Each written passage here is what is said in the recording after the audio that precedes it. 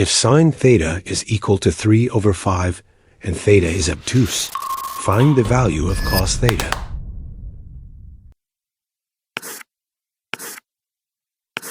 As theta is obtuse, we can sketch a right-angled triangle containing an angle 180 degrees minus theta, and with two sides of the length 3 and 5 units.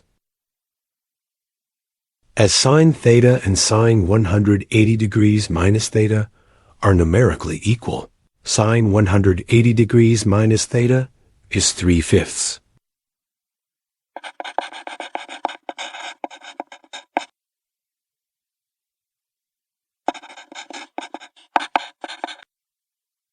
Using Pythagorean's theorem, we can find the third side of the triangle.